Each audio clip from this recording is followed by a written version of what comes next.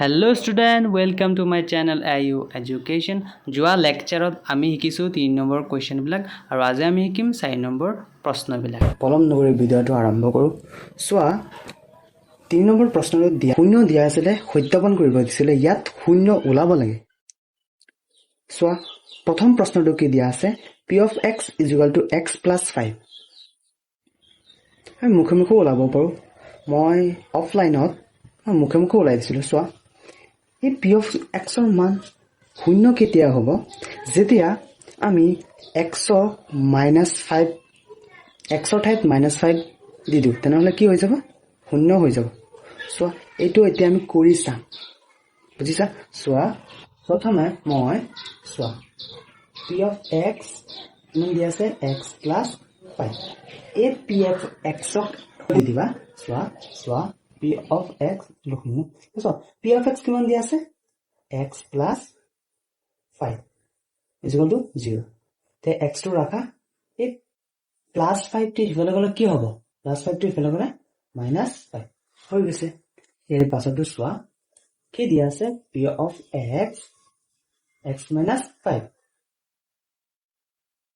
তে সোৱা এতেকে p of x 0 p of x ৰ মান কিমান দিয়া আছে x -5 = 0 সোৱা x টো ৰাখা -5 টি ইফালে গলে +5 বুজিলা। ইয়াৰ পাছৰ প্ৰশ্নটো সোৱা p of x = 2x + 5 এতেকে কি মই কেনেকৈ কৰিছিলো এতেকে p of x 0 p of x ৰ ঠাই 2x + 5 = 0 2x টো ৰাখা +5 টো ইফালে গলে -5 তে সো x টো ৰাখা -5 আছে এটো x ৰ ঠাইত পূৰণ আছে ইফালে গলে হৰণ তে সো x = -5/2 এই সংখ্যাটো এইটো বহুপদৰ শূন্য হয় মানে এইটো বহুপদৰ শূন্য ওলাব দিছিলে এইটো বহুপদৰ -5/2 এটা শূন্য হয়। ইয়াৰ পাছৰ প্ৰশ্নটো সোৱা p of x = 3x - 2 এতেকে p of x ক শূন্য বুলি ধৰিলো। p x ৰ মান কিমান দি আছে 3x to 0 3x টো ৰাখা -2 হেফালে গলে +8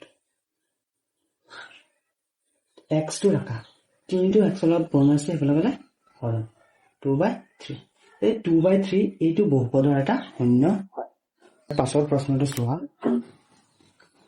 p of x = 3x তে মই p of x ক কি বুলি ধৰিম সোৱা পাতি লোৱা 3x এতেকে p of x 0 এইটো মানে বহুপদক মানে 0 বুলি ধৰিম।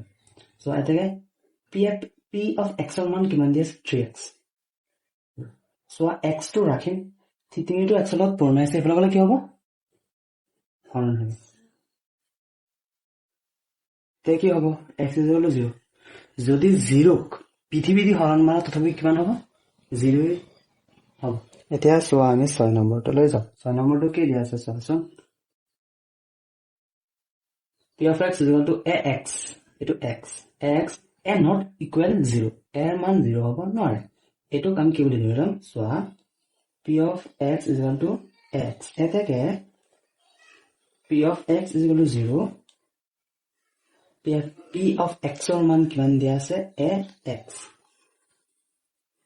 0 সোৱা x টো ৰাখা a ইয়াৰ লগত কি আছে পূৰণ আছে কোন গলে কি হ'ব হৰণ গতিকে কিমান হ'ব x = 0 সোৱা এই বহুপদৰ শূন্য হৈছে x = 0 এই বহুপদৰ এটা শূন্য হয় এইটো ওলাব দিছে কৈছিলে তলৰ প্ৰতিটো বহুপদৰ শূন্য নিৰ্ণয় কৰা মানে এইটো বহুপদৰ শূন্য কিমান হ'ব 0 হ'ব। এতিয়া সোৱা ইয়াৰ পাছৰ প্ৰশ্নটো সোৱা কি দিয়া আছে p of x = cx + d c not equal 0 c d এটা বাস্তৱ সংখ্যা।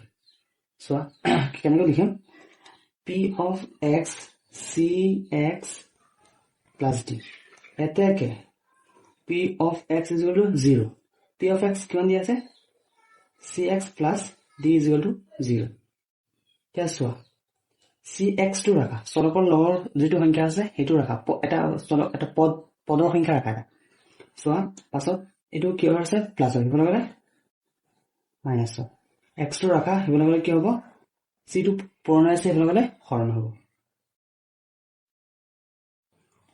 x is equal to minus d by c এইটো বহুপদৰ এটা শূন্য হয় আমাক এইখিনি ওলাব দিছে আশা কৰো বুজিছা তোমালোকে যদি বুজিছা তেনেহ'লে কমেণ্টত জনাই দিবা দেই